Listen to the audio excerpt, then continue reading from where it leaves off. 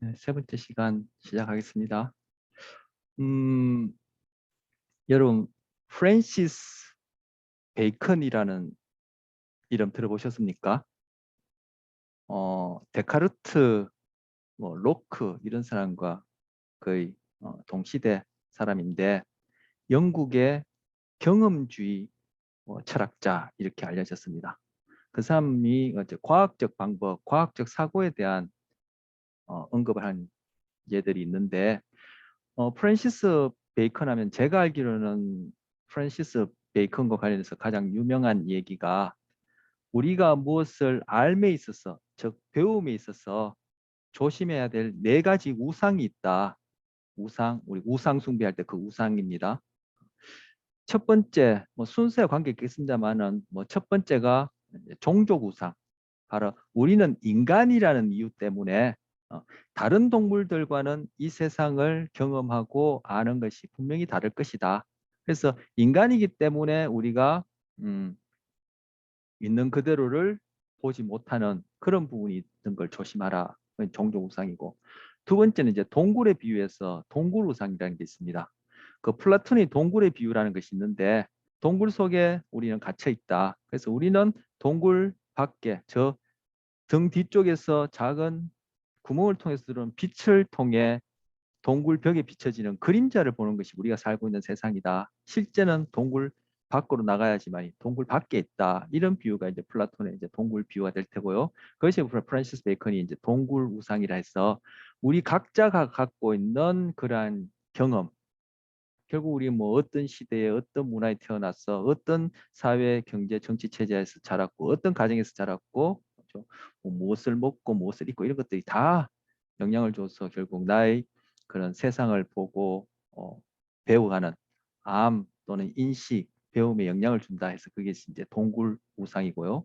그다음 세 번째가 시장 우상이요. 시장이 이제 마켓 말 그대로 이제 물건 파는 시장 우상인데 이 시장 우상이 뭔 얘기하냐면은 언어에 우린 속기 쉽다라는 거예요. 언어가 있으면은 그죠? 그것이 꼭 실제하는 것처럼.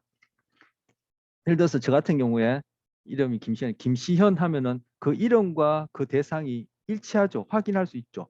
책상, 연필, 뭐 노트북, 컴퓨터, 책 이런 거 다 확인 가능한데 정의, 사랑, 뭐 신, 영혼 그리고 바로 제가 첫째 시간, 둘째 시간에 걸쳐서 강조한 마음, 자아, 정신 이런 것들은 실제 제가 좀 전에 책이니 뭐 김시현이니 뭐 노트북이니 뭐 자동차니 이런 컵이니 이런 물이니 뭐 이런 것처럼 그렇게 음, 확인할 수 있는 실제와 그 언어가 일치되어지는 그 대상이 있지 않단 말이에요. 그런 것들 같은 경우에 조심하라는 얘기요. 그래서 언어가 있으면 그것이 꼭 실제하는 것처럼 그렇게 우리는 생각하기 쉬운데 그것들이 알에 있어서 우리의 또 방해하는 요소다. 그래서 우리 심리학과 관련해서는 마음, 정신, 영혼, 그 데카르트 그리고 그 위에 거슬러 올라가서 플라톤 이런 것 그런 류의 사람들이 얘기하는 그런 것들 실제하지 않는다. 그런 얘기를 제가 많이 했었습니다. 그런데 심리학에는 여전히 그런 요소들이 많이 남아있다 얘기 제가 재차 앞선 시간에 말씀드렸고요. 그것이 이제 시장 우상, 언어에 조심하라. 그다음째 마지막이 바로 극장 우상이에요. 극장 우리가 영화나 연극 보는 극장 그런 의미로 극장 우상인데 그건 바로 권위에 조심하라는 거. 누가 얘기하더라. 아까 제가 뭐 위약 효과와 관련해서 뭐 하버드대 교수님 얘기했는데 아 노벨상 받은 누가 얘기하더라. 아 TV에 나오는 누가 얘기하더라. 어느 교수가 얘기하더라 하면 우리는 뭐 저도 그렇고 끄뻑 죽죠. 그럼 그 사람이 얘기한 거는 맞다고 얘기한다. 어떤 사자 붙은 사람이 얘기하더라. 이렇게 하면은 우리는 끄뻑 죽는단 말이에요. 그런 것들이 바로 우리 삶에 있어서 그런 왜곡을 낳고 편견을 낳기 때문에 타당한 그러한 지식을 얻기 위해서 이러한 네 가지 우상을 조심하라는 것.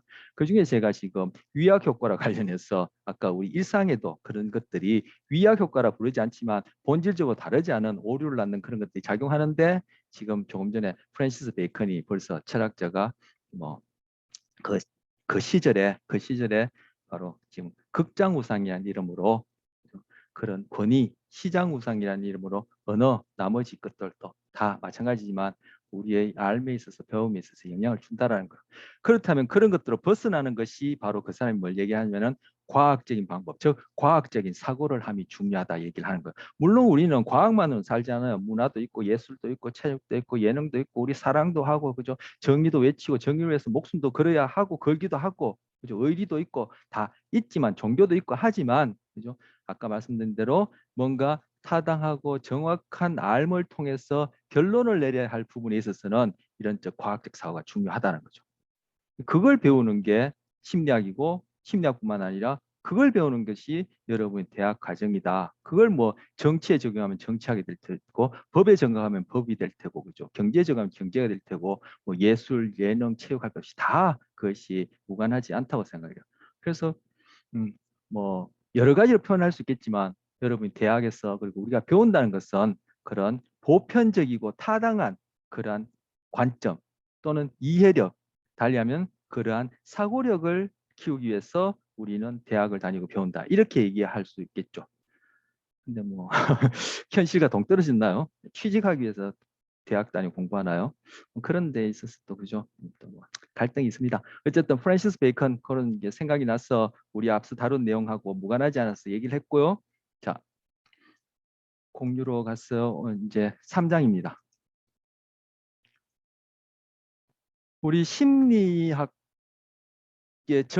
접근 방법 중에 생물학적 접근 있었죠.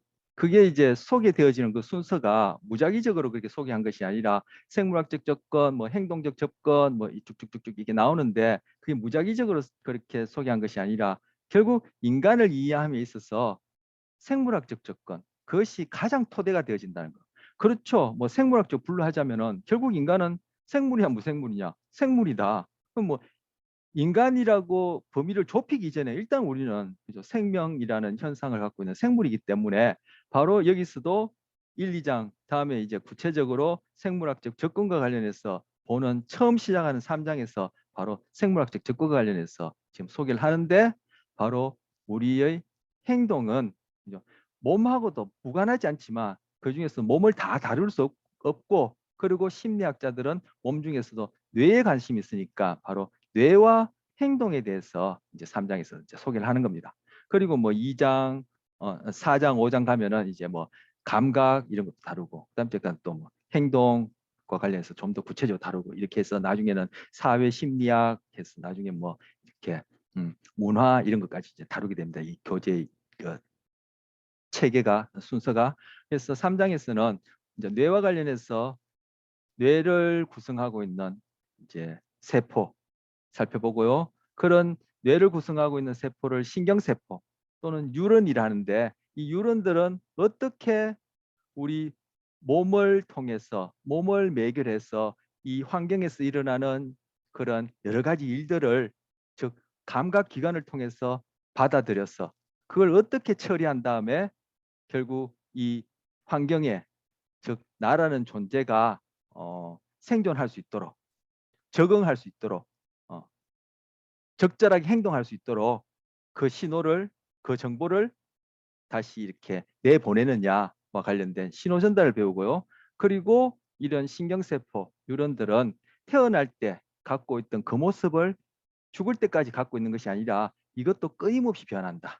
제가 첫째 시간에 변화와 관련해서 얘기를 했었죠. 바로 이 세상 모든 것도 변하고 내 몸도 변하지만 내 행동도 변하고 소위 생각이라는 것도 변하고 그리고 바로 이 뇌라는 부위도 바로 그걸 구성하고 있는 신경세포 수준에서 끊임없이 그 형태가 변한다는 것과 관련해서 살펴보고 그다음에 이제 우리 소위 감정이라 얘기하는 정서와 관련해서 그리고 운동과 관련해서 살펴보려고 합니다. 내용이 1, 2장보다는 상대적으로 많아요. 그래서 제가 가능한 줄인다 줄였는데도 많을 것 같습니다. 오늘 다 하지는 못할 테고 당연히 다음 시간에 제가 또 보고 좀 더 줄일 수 있으면 줄여서 뭐 업데이트 되면 제가 또 자료 다시금 그 공지란에 올리도록 하겠습니다. 그래서 첫 번째 바로 신경계. 신경계는 뇌를 포함한 그죠 넓은 그 신경계는 뇌 말고도 다른 부위들이 있어요. 뭐 익히 이거는 여러분이 아실 텐데 뇌하고 그리고 척수라는 게 있죠. 척수. 그걸 다 포함해서 신경계를 하는 거. 근데 지금 신경계를 이루고 있는 기본 단위는 신경세포죠. 그 신경세포를 다른 말로 뉴런이라 해요. 그래서 뉴런이라고 그냥 부르든가 아니면 굳이 번역해서 신경세포라 부르든가 관계없습니다. 그래서 바로 이 뉴런 신경세포의 구조는 어떠냐, 여기 나와 있는 대로 요게 신경세포 하나고 요건 신경세포 또 다른 하나예요. 요거 지금 신경세포 두 개를 보여주는데, 신경세포는 뭐 다른 세포 동일하게 세포의 몸뚱아리에 해당하는 세포체가 있고, 세포체 이렇게 끄끈갈래되 너무 넓게 이렇게 포함시킨 것 같아요. 요 부분이, 요 부분이 세포체. 그 세포체에 보면 이게 삐죽삐죽 가지들이, 돌기들이 돋아나 있어요. 이렇게. 그래서 이 돌기 중에 이 가장 긴 돌기를 제외하고 이렇게 짧은 돌기, 이런 것들은 가지돌기라 불러요. 바로 나무 가지처럼 보인다 해서 가지돌기 이렇게 부르고, 이 돌기 중에 가장 긴 돌기, 이 돌기는 축삭이라 불러요. 그리고 축삭 끝부분에 가서는 여기 또 이렇게 가지치기를 하는데 이렇게 갈래갈래 나눠져 있죠. 근데 이 축삭 끝부분은 축삭 종말이라 부르고, 바로 이 축삭 종말과 그 다음 세포, 다른 세포의 이 가지돌기하고 세포체가 이렇게 가까이 이렇게 인접해 있는 부분을 시냅스라 불러요. 시냅스 요 그림은 이제 다음에 가서 또 더 이제 자세히 보겠지만, 어쨌든 한 뉴런의 축삭 종말과 다른 뉴런의 다른 신경세포의 가지돌기 혹은 세포체가 이렇게 가까이 신호를 주고받기 위해서 이렇게 가까이 인접해 있는 부분을 시냅스라 부른다. 이렇게 얘기할 수 있습니다. 자, 시냅스는 뉴런 신경세포 하나의 구조라기보다는 그건 신호 전달을 위해서 이렇게 인접해 있는 그런 형태를 얘기하는 것이고, 뉴런의 기본 구조는 가지돌기, 즉 다른 세포 또는 다른 신경세포, 다른 뉴런 또는 바로 환경으로부터 우리의 보고 듣고 맛보고 그죠, 몸으로 느끼고 하는 이러한 감각기관을 통해서 가지돌기로 더 정보를 받고, 즉 비유하자면 엔테나에 해당하고, 그다음 이제 그 받은 정보를 세포체에서 처리하고, 세포체에서 비유하자면 컴퓨터의 CPU에 비유할 수 있을까요? 처리하고 그 신호가, 그 정보가 유의미하다면, 제가 비유적으로 얘기한 겁니다. 뭐 세포 자체가 그것이 유의미하다, 무의미하다 이렇게 판단할 수 있는 건 아니죠. 비유적으로 얘기하자면 그 신호가 충분히 크다면은 이것이 세포체에서 처리된 결과가, 그렇다면 그것을 축삭을 통해서 쭉 축삭 종말까지 보내게 됩니다. 만약에 가지돌기를 통해서 처리된 정보가, 입력된 정보가 그렇게 크지 않다면은, 달리 비유적으로 얘기하면 그것이 의미가 없다면은 그 신호는 여기서 끝나고 다음 세포로, 다른 세포로 전달해 주지 않습니다. 그래서 세포체가, 제가 비유하기를 CPU에 비유했는데, 비유적으로 얘기하자면은 세포체는 의사결정, 판단을 하는 부분이다. 이렇게 비유할 수 있겠죠. 그런데 사실 저나 여러분이나 한 개체가, 한 사람이 어떤 결정을 하고 선택을 하고 판단을 하고, 우리 앞선 시간에 뭐 그 리베스 자유의지 실험이라는 거 봤는데, 자유의지라니 하는 것도 결국은 신경계, 그리고 그 중에서도 바로 그러한 행동과 관련된 내부위를 들여다보면은 결국 이러한 신경세포들이 세포체에서 신호를 넘겨줄지 말지 하는 이러한 것들이 모여가지고 일어나는 일이기 때문에, 우리가 자유의지다, 선택이다, 뭐 판단이다, 의사결정이다 하는 것도 결국 이 세포체에서 그 신호가 처리될지 말지 하는 것에 의해서 결정된다, 또는 그것과 관련된다, 이렇게 볼 수 있어요. 물론 신경세포 하나가 신호 처리를, 세포체에서 신호를 그 다음 세포로 넘겨주느냐 마느냐, 그거 하나가 나 한 사람이 하는 어떤 판단, 의사결정에 직접적으로 영향을 준다든지 바로 결정적인 영향을 주는 건 아니지만 이런 신경계, 그중에서 뇌 안에 이런 신경세포가 한 860억 개쯤 있어. 이런 신경세포가 860억 개쯤 있다고 하는데, 그것들이 복잡한 이러한 시냅스를 통해서 연결하는 가운데 신호를 보내줄지 말지, 그 다음 세포가 그 신호를 받아서는 또 보내줄지 말지, 이런 것들이 복잡하게 어우러져서 결국 우리는 다양한 행동도 하고, 바로 지금 여러분과 저 만나서 수업도 하고 이런 걸 또 이해도 하고, 뭐 필기도 하고 읽기도 하고, 그렇지 않고 뭐 가만히 있다 하더라도 숨 쉬고 심장 박동하고 잠자는 중에도 생명을 유지하는 것들이 다, 이런 것들이 신호를 그렇게 보내주고 말고 하는 그런 과정을 통해서 가는 게 지는 거예요. 자, 세포체 얘기하다가 좀 다른 얘기 연결해서 얘기했고요. 그렇게 해서 신호를 보내주기로 결정이 되어지면은 여기서 그것이 이제 축삭을 통해서 신호가 쭉 가서 축삭 종말에서 그 다음 시냅스라는 이부를 통해서 그 다음 세포의 가지돌기나 세포체로 또 신호를 보내주면은 금방 얘기한 그 과정이 반복되는 거예요. 이것이 이러한 신경세포가 뇌 안에만 하더라도 신경계 전체가 아니라 뇌 안에만 하더라도 이것이 한 860억 개가 있는데 이들이 복잡한 연결 가운데 결국 우리가 소위 행동도 하고 소위 우리는 마음이라 얘기하는 그런 유의 것들을 경험도 하게 되는 것이죠. 자, 그래서 축삭 종말까지 해서 이것이 이제 기본 구조가 됩니다. 기본적인 뭐 더 미시적으로 나눌 수도 있지만 이것이 가장 기본 구조가 되고요. 그다음 그렇다면 금방 얘기한 대로 뭐 신호 처리를 한다, 넘겨준다 했는데 이 신경세포 각각의 신경세포는 신호를 어떤 식으로 처리하는데 바로 정기적인 형태로 신호를 처리합니다.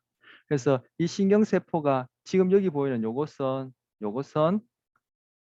여기 이 지금 요 마리집은 조금 이따 하겠습니다. 마리집은 생략했습니다. 마리집은 뉴런의 기본 구조에 안 들어가요. 이 마리집이라는 것이 있는 신경세포도 있고 없는 신경세포도 있기 때문에 요 마리집은 제가 설명 안 했고 요건 좀 이따 얘기하고요. 생략하고요. 자, 이 마리집이 없는 경우에 이 요 축삭의 막을 축삭이 튜브처럼 그렇게 생겼고 그렇게 생겼겠죠. 튜브처럼 생겼는데 이 막을 한 부위를 지금 확대해서 보여주는 겁니다. 그런데 여기서 설명하려고 하는 이러한 형태나 이러한 어떤 작동 방식은 축삭막 전체에 축삭 종말까지 다 그 적용되는 거예요. 자, 그런데 이 신경세포 뉴런이 아무런 신호도 받지 않고 아무런 신호도 보내지 않을 때는 세포 안쪽이 바깥쪽보다 마이너스 70mV 정도 네거티브한 방향으로 즉 마이너스 70mV의 그러한 전기적 차이를 보여요. 그러니까 지금 이것이 축삭의 막 일부분을 지금 표현한 건데 이것이 세포 바깥이고 이것이 세포 안. 결국 이것은 축삭 안쪽이 되겠죠. 지금 튜브 형태인데 한 조각만 떼서 지금 보여주는 걸 했지만 이 원리는 축삭 전체에 다 적용된다고 말씀드렸습니다. 그런데 지금 이것이 신호 전달, 지금 이건 화살표 이게 한 것은 지금 신호 전달을 하고 있는 것인데 신호가 발생하지 않고 있을 때는 이 안쪽이 바깥쪽에 비해서 마이너스 70mV의 그런 전위 차이를 보여요. 그 경우를 신호를 전달하지 않고 있기 때문에 안정전이라 그래요. 즉 안정전이는 마이너스 70mV다 이렇게 얘기할 수 있는 거죠. 자, 지금 신경세포 하나는 신호를 정기적 형태로 처리한다고 했는데 자, 그중에 등급전이라는 게 있어. 등급전이는 바로 여기 가지돌기와 세포체에서 일어나는 전기 신호를 일컫는 말이에요. 요거는 조금 있다가 조금 보충 설명을 하기로 하고요. 자, 여기 활동전이에요. 활동전이는 어디 왔다 갔다 하는데 축삭에서 일어나는 전기 신호를 활동전이라 불러요. 그래서 이 신경세포가 신호 신호 전달을 하지 않을 때는 안쪽이 축삭 안쪽이든 가지돌기 안쪽이든 세포체 안쪽이든 안쪽이 바깥쪽에 비해서 마이너스 70mV라는 전이값을 보이는데 그것이 신호를 처리하고 있지 않으니까 안정전이라 부르고 이 녀석들이 신호를 처리할 때 전기적 형태의 신호를 처리하는데 가지돌기가 세포체에서 일어나는 전기 신호는 등급전이라 이렇게 이름 붙이고 바로 이 축삭에서 일어나는 전기 신호는 활동전이라 이름 붙이는 거예요. 자, 그래서 지금 활동전이에 대해서 소개를 하고 등급전이는 이후에 간략하게 더 보충하겠습니다. 그래서 활동전이는 어떻게 일어나느냐? 활동전이는 축삭에서만 일어납니다. 활동전이는 어떻게 일어나느냐? 지금 이 축삭막을 보시면 바로 아까 그 가지돌기와 자꾸 왔다 갔다 하게 되네요. 제가 그림을 왔다 갔다 하지 않게 하려고 뭐 이렇게 잘 분포를 했는데도 왔다 갔다 하는데 자, 가지돌기를 통해서 받은 신호들이 세포체에서 처리해 본 결과 그것이 충분히 크다고 여겨지면 자, 또 뒤로 갑니다. 여겨지면은 바로 바깥에 있는 나트륨 이온이 여기 Na 플러스 Na 플러스라 써놨죠. 바깥에 있는 나트륨 이온이 안으로 들어오게 됩니다. 자, 안정전이 마이너스 70일 경우에 안쪽은 칼륨 K가 많고 바깥쪽은 나트륨 NA가 많아요. 근데 이것들이 다 이온 형태로 K도 플러스 양이온을 띄고 양이온의 이고 나트륨도 플러스 해서 여기서 Na 플러스 Na 플러스 쓰져 있죠. 그 여기 보면 K 플러스 K 플러스 쓰져 있는데 안정전이 때 안쪽에 K 플러스 칼륨 이온이 많고 바깥쪽에 Na 플러스 나트륨 이온이 많아요.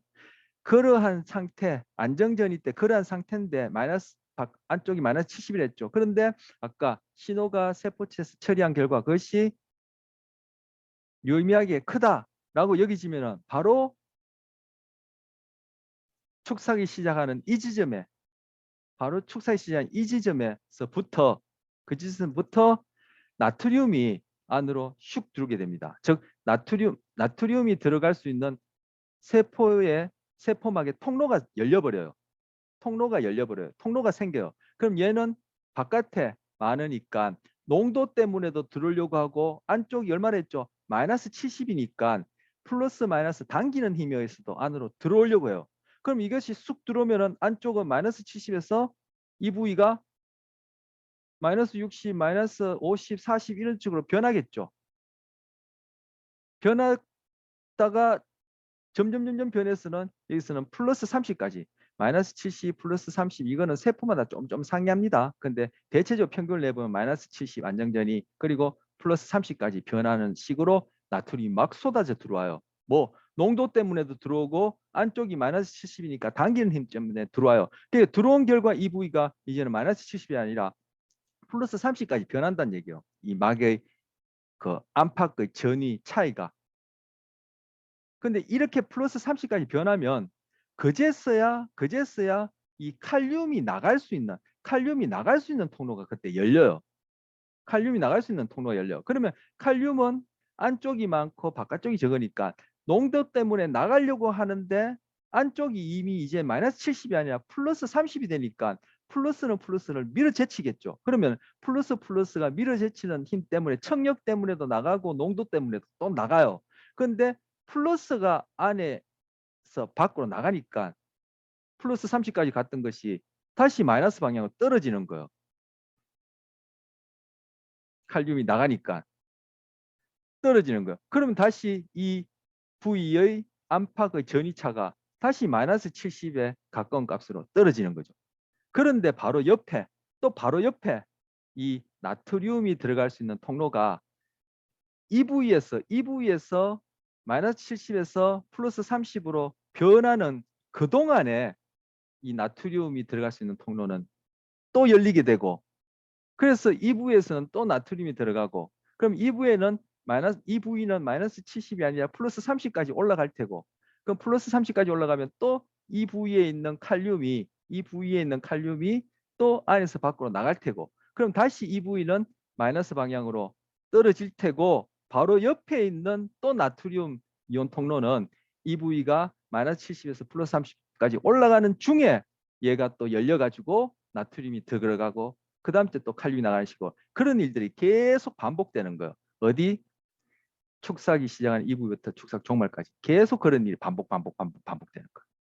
이것이 바로 활동 전이에요. 이런 식으로 전기 신호가 가지돌기로부터 들어온 신호가 세포체에서 처리한 것과 충분히 크다면 이 축삭이 시작하는 지점에서 나트륨이 들어갈 수 있는 통로가 열리고 안쪽은 마이너스고 나트륨은 바깥에 많으니까 농도에 의해서 또는 플러스 마이너스 당기는 힘에 의해서 안으로 들어가고 그러면 안쪽은 이제 마이너스 70이 아니라 플러스로 치솟을 테고 변할 테고 그 변하는 중에 바로 옆에 있는 또 나트륨 통로도 마찬가지로 열리고 이미 플러스 30까지 올라가게 되면은 그 부위에는 이제 칼륨 이온 통로가 열려서 안에 많이 있는 칼륨이 플러스 미는 힘에 의해서 바깥으로 농도에 의해서 바깥으로 나가면은 다시 여기서는 제자리 70으로 돌아오고 그 다음에서는 플러스 30까지 올라갔더니 또 칼륨이 나감으로써 제자리 돌아오고 이런 일들이 반복되어서 여기 끝까지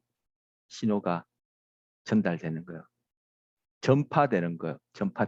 그래서 활동전이는 이 축상막을 통해서 그죠? 이 3차원상에 계속 이렇게 반복해서 이러한 일들이 지금 설명한 이런 일들이 그죠? 끝까지 반복 재생되어서 신호를 전달하게 되는 거. 근데 등급전이는 그렇지 않아요. 그래서 이름을 달리 부른 거예요. 그래서 세포체와 가지돌기에서는 이런 금방 소개드린 이런 형태의 활동전이가 생기지 않고 다른 류의 전기신호가 생기는데 그것을 그냥 등급전이라 부르고, 바로 축삭에서는 금방 말씀드린 이러한 과정들이 계속 반복되어지는 전기신호가 전파되어지는데 그것을 활동전이다 이렇게 부르는 거예요. 그래서 신경세포는 이런 식으로 신호를 전달하게 됩니다. 우리가 감각하고 결국 출력, 운동이라는 형태로 출력하는 모든 과정이 결국 뉴런 신경세포 하나 안에서는 금방 말씀드린 이런 전기 신호를 통해서 되어지는 거예요. 그래서 우리가 뭐 아까도 뭐 언어 얘기하면서 사랑, 정의, 뭐 의사결정, 판단, 뭐 행동, 마음, 우리가 하는 모든 경험과 모든 행동은 결국 신경계 안에서, 뇌를 포함한 신경계 안에서는 이런 전기 신호일 뿐이에요. 결국 환원적으로 해집고 들어가면 전기 신호밖에 없는 거죠.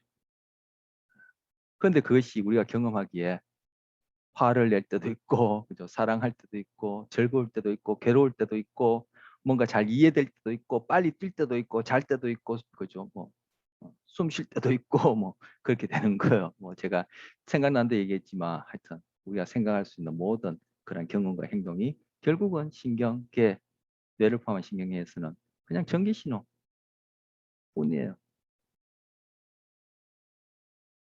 혹시 질문 있으면 하세요. 요 내용이 뭐 이해만 하면, 뭐 모든 일이 다 그렇죠. 이해만 하면 어려운 게 아닌데 좀 이해가 금방 안 될 수 있는 부분이니까 질문하세요. 없음 중간에라도 하세요. 제가 이제 진도 나가겠습니다. 자, 아까 이 말이집 제가 이제 좀 이따 얘기한다고 했는데, 바로 뇌를 포함한 신경계에는 지금 금방 살펴본 이 뉴런 신경세포 말고도 세포들이 있어요. 그 세포들을 바로 아교세포라 그래요.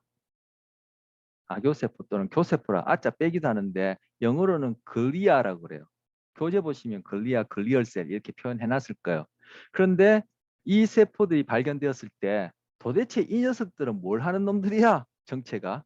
조금 전에 말씀드린 신경세포 뉴런은 이게 결국 신호 처리, 즉 전기적 형태로 신호를 처리해서 우리의 감각과 운동 이런 것들을 가능하게 하고, 우리가 뭐 소위 마음이라고 이름 부르는 그런 여러 가지 그런 심적 경험도 하게 하고, 우리가 뭐 달리고 마시고 숨쉬고 뭐 별의별 짓을 다 하게 하는 그런 데 관여되는데, 얘들은 뭐 하는 거야 하면서 생각하실 게, 아마도 얘들은 신경세포들을 안정적으로 딱 붙들고 있는 역할을 할 거야. 이렇게 해서 이름을 붙이기를 교세포라고 붙인 거야. 왜? 이 글리아란 뜻이, 그리고 아교란 뜻이 접착제란 뜻이거든요. 그래서 이름을 붙였는데, 요즘 와서 그 이후에 계속 연구해 보니까 뭐 발견된 이후로 계속 이제 연구를 계속 해왔겠죠. 그래 하고 있고, 이제 실제로 해보니까 이 악교세포가 단지 이것이 접착제 역할뿐만을 하는 것이 아니라 신경세포 못지않게 오히려 신경세포보다 어떤 게 더 중요한 역할을 하더라는 것이 요즘 굉장히 많이 연구되고 있어요. 그래서 요즘 이 부분이 핫 플레이스, 하여튼 뭐 핫 이슈예요. 플레이스라고 부르나? 어쨌든 이 부분에 관심이 많고 연구가 많이 되고 있어요. 그러니까 어쨌든 우리와 관련해서는 바로 이 악교세포가 하는 기능 중에 하나가, 여러 가지 기능들이 있는데 악교세포 안에도 종류가 많아요. 많다기보다도 뭐 한, 제가 아는 것만 하더라도 한 5-6가지가 있는데, 더 있는지는 저는 모르겠지만 한 5가지 정도 있는데, 이 악교세포 중에 어떤 녀석들이 바로 이러한 마리집을 만들더라는 거예요. 축삭에서. 마리집이 없는 뉴런도 있어요. 원래부터. 마리집이 없는 뉴런도 있고 마리집이 있는 뉴런도 있는데, 상대적으로 있는데, 지금 마리집이 어떻게 만들어지지? 바로 신경세포 뉴런이 아닌 아교세포가 이렇게 마리집을 만들더라는 거예요. 그런데 그 아교세포가 마리집을 만드는 그 세포에 대해서 이름을 붙여주기를, 어떤 아교세포는 핏돌기 교세포라 부르고 어떤 아교세포는 수반세포라 이름을 붙여줬어요. 그래서 신경세포의 축삭에서 마리집을 만드는 아교세포, 어떤 녀석은 핏돌기 교세포, 이렇게 학자들이 이름 붙이고, 어떤 녀석은 수반세포라 이름 붙였어요. 여기 보시면 지금 이제 신경세포, 유런 있고 이거 마리집이 보이는데 마리집이 왜 마리집이냐 말 그대로 이게 세포가 악교세포가 교세포가 축삭을 김밥 말듯이 이게 똘똘똘똘 말고 있다 그래서 악교세포를 마리집이라 불러요. 말 그대로 말려 있어서 김밥 말듯이. 그런데 지금 어떤 경우에 마리집은 이렇게 어떤 경우 죄송합니다. 수반세포는 수반세포 한 개가 마리집을 하나씩 만드는 거예요. 이 경우에 마리집이 하나, 둘, 세 개죠. 이 경우에 수반세포가 하나, 둘, 세 개예요. 그리고 이 수반세포 할 때 이 수반은 이 세포를 발견한 사람 자기 이름을 따서 고유명사로 해서 이 대문자로 쓰는 거예요. 자기 이름을 따서 이름 붙였고 또 어떤 경우에 마리집은 보니까 이것이 세포 하나가 교세포 하나가 이 돌기를 쭉쭉 뻗어서는 이 다른 돌기를 쭉쭉 뻗어서는 여기저기에 있는 축삭에다가 마리집을 여러 개 만들더라는 거예요. 여기에 있는 유런하고 여기는 유런이 안 보이지만 축삭만 보이지만 여기에 있는 축삭하고 여기에 있는 축삭은 다른 유런의 축삭이에요.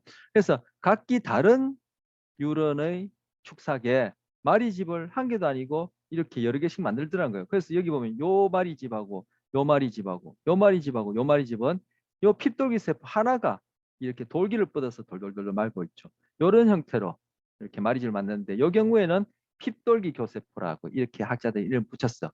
이때 핍돌기 교세포, 올리고덴드로. 아까 덴드로가 여기 보면은 가지돌기를 덴드라이트를 하는데 여기서 덴드로가 돌기란 뜻, 가지란 뜻이고 올리고가 부족하다, 결핍돼 있다 이런 뜻이에요. 그래서 결핍할 때 핍자 한자를 떠서 돌기가 부족하다. 돌기가 뭐 신경세포에 비해서 부족하다고 생각해서 그렇게 붙였는지 모르겠지만 어쨌든 돌기가 많지 않은 세포에서 핍돌기 악교세포예요. 그래서 이 둘 다 악교세포고 지금 핍돌기 교세포는 이런 형태로 슈반세포는 이런 형태로 마리집을 만들어요. 네. 뭐 여기 지금 중추신경계, 말초신경계에서 교재는 설명이 되어 있는데 제가 또 뭐 더 보태자면은 음, 뇌하고 척수 신경계에서 뇌하고 척수는 중추신경계라 부르고 뇌와 척수 이외의 신경계는 말초신경계라 불러요. 뇌는 말 그대로 두개골 안에 있고 척수는 우리 척추뼈 안에 이렇게 보호돼 있죠. 그런데 제가 지금 손끝, 발끝, 지금 눈, 코, 입, 이 지금 말하고 있는 이 입술, 얼굴, 그리고 내부 장기, 그리고 발끝까지 우리 몸통에 다 감각을 받아들이고 그리고 이 부위를 운동하게 하고 움직이게 하는 내부 장기까지 움직이게 하는데도 신경계가 필요하단 말이에요. 바로 이런 뉴런이 필요하단 말이에요. 그래서 그 부분은 말초라 부르고 뇌, 두개골 안에 있는 뇌, 그리고 척추뼈에 보호되어 있는 척수, 그것만 중추신경계라 부르고 나머지는 다 말초신경계예요. 그래서 중추신경계, 말초신경계 다 합쳐서 신경계라 부르고 우리는 특히 이제 뇌에 대해서 뒤에 가서는 좀 더 얘기를 할 텐데 중추신경계 중에서도 바로 중추신경계 뇌와 척수에 있는 뉴런에서 마리집을 만드는 것은 핏돌기 교세포예요. 그리고 말초신경계에서 마리집을 만드는 것은 슈반세포예요. 슈반세포가 뇌나 척수에서 마리집을 만들지 않아요. 핍돌기 교세포가 말초신경계에서 마리집을 만들지 않아요. 이러한 구분이 있어요. 둘 다 악교세포긴 한데 마리집을 만드는 부위가 달라요. 요거는 뇌와 척수에서, 요 녀석은 뇌와 척수를 제외한 나머지 신경계죠. 말초신경계에서 이렇게 마리집을 만드는 현상이 있어요.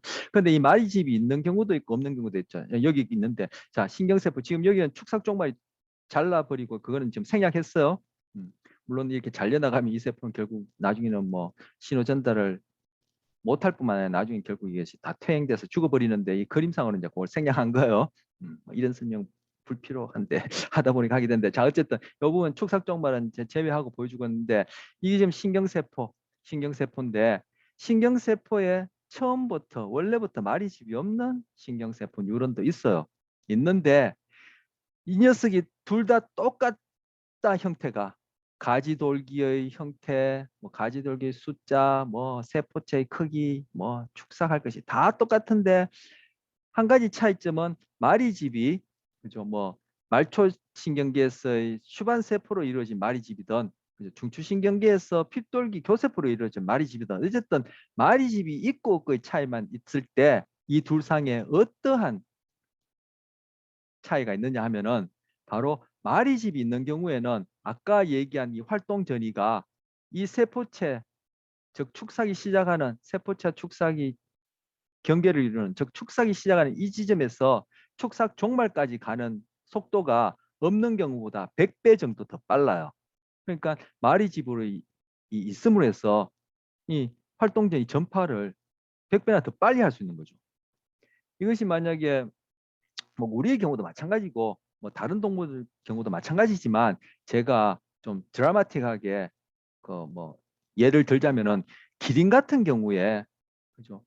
뇌나 척수에서 발끝, 발목까지 아니면 꼬리 끝까지 그렇게 신호를 전달하고 받음에 있어서 만약에 거기에 마리집이 있고 없고를 비교한다면은 100배나 더 빠르기 때문에 꼬리 끝에서 발끝에서 무슨 일이 일어났다, 뭐 벌에 쏘였다, 아니면 거기에 뭐 불똥이 떨어졌다 할 경우에 그 정보가 척수나 뇌까지 전달된 다음에 거기에 합당하게끔 꼬리를 휘젓는다든지 발을 든다든지 펄쩍 뛴다든지 하는 운동 신호를 내보냈다고 할 때, 즉 신호를 받았다가 다시 내보낸다고 할 때 그 마리집이 있고 없음으로 해서 100배 더 빠르냐 그렇지 않느냐는 결국 뭐요? 생존에, 그죠? 내가 그 개체가 건강하게 유지되는데 더 나아가서는 죽고 사느냐 하는 문제가 직결되죠. 그래서 이 마리집이 있고 없고가 그것이 그만큼 중요할 수 있고 중요한 거예요. 그런 경우에. 그럼 우리에게도 마찬가지고, 제가 이제 거리가 그죠 상당히 되는 확연한 예를 든다고 제가 기린의 예를 들었는데 우리의 경우도 마찬가지예요. 그래서 마리집이 있음으로 해서 이 활동 전이의 전파 속도가 100배 더 빨라진다. 그걸 얘기하고, 그렇게 더 빠르게 활동 전이가 전파되는 경우를 여기서는 도약전도라 부르고, 솔트트리 컨덕션이라는데 솔트트리가 껑충껑충 뛴다는 거예요. 그래서 100배 더 빠르게 가는 것이 불쩍불쩍 뛰어가는 것처럼 그렇게 여기진다 해서 이름을 이제 부른 거죠. 그래서 마리집이 있음으로 해서 일어나는 활동 전이의 전파를 도약전도라 부르고, 즉 마리집이 있음으로써 일어나는 도약전도는 그렇지 않은 경우의 보다 활동전이 전파가 축삭이 시작되는 데서 축삭 종말까지 100배 더 빨리 간다. 이렇게 정리할 수 있어요.